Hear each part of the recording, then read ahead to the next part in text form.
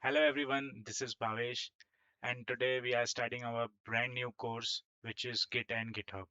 So if you have ever typed git push and just hoped for the best, or maybe you have panicked when you saw the word conflict on your terminal. So let me tell you, this course is just for you because at the end of this course, you won't be able to write uh, just the basic Git commands, but you will be able to see how Git actually works behind the scenes, and nothing will feel magical after that. So let me give you a quick walkthrough of what exactly we are going to cover in this course, module by module, so you know what you are actually signing up for. Okay, so starting with the module one, as you can see, this is where we will start discussing what Git actually is and how it is different from GitHub, because most of the beginners mix both of these things, Git and GitHub, and they get confused. So we'll see the basic differences between both of them, and then after that we'll also install and set up Git and GitHub on our local system, whether it is Windows, Linux, or Mac. Okay. Once we are done with the setting up Git and GitHub on our local system, we will then set up your identity so that every commit which you make, it gets properly assigned with your name and email. So all these are small steps, but as you move forward, you will be able to realize how important it is. Okay. So moving forward in the module 2, this is where the real foundation gets built, because you will learn the three areas every Git user needs to understand, which is your working directory, the staging area, and the repository itself.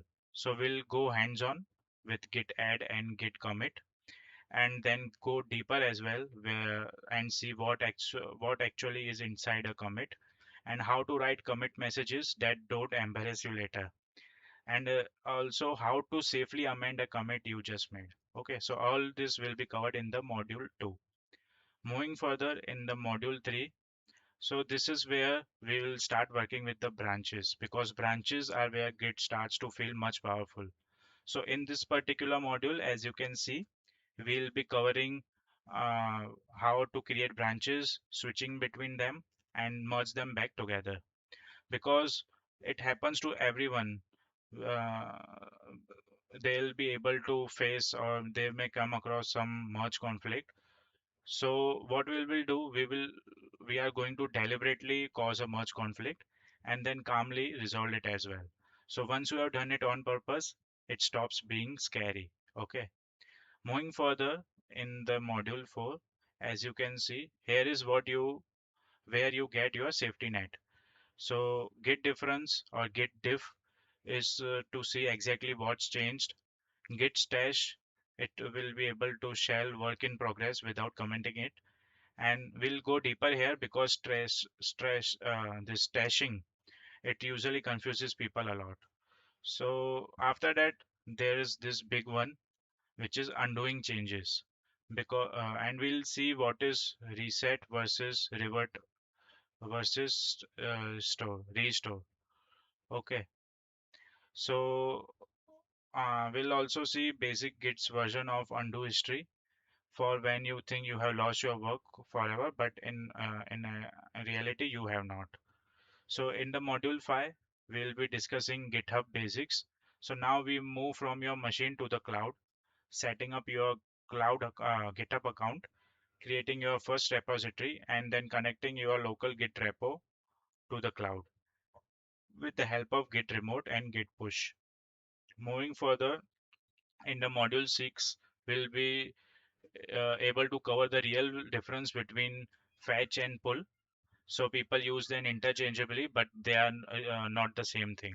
So after that, we will write a proper README file. So the first thing which everyone sees on your repo, it is the README file, and we'll publish an actual live website for free using GitHub pages.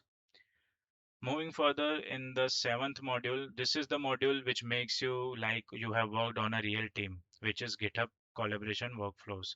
So we'll see forking versus branching, opening pull request, reviewing code, and the difference between a merge commit, a squash merge, a rebase merge, and when to use each one of them. Okay.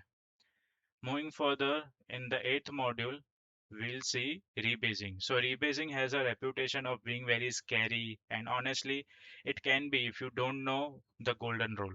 So we'll cover exactly what that rule is, why it exists, and then use an interactive rebase to clean up a messy commit history until it looks like you knew what you were actually doing the whole time. Okay. After that, moving further, in the next module, which is module 9, we'll see a short practical on how to mark a specific commit as a release using Git tags. So you'll be able to see the difference between lightweight and annotated tags and how that connects to GitHub's release pages. Okay. And in the last and the final module, we'll close this with Git internals, which is objects and hashing. So we'll open up blobs, trees, commits, and then use gitcat file to look at the actual objects Git stores on our local disk. And once you see this, every other Git command starts to make intuitive sense because you understand what it is manipulating. Okay, so that's the full course. Total 10 modules, starting from installing Git for the first time and all the way to understanding the internal object model. So let me tell you, you don't need to be a programmer for this. You just need to be willing to break something in a test repo and then fix it, which honestly is the fastest way to learn Git. So I'll be attaching this link to the curriculum in the description below, and let's get started with the module 1.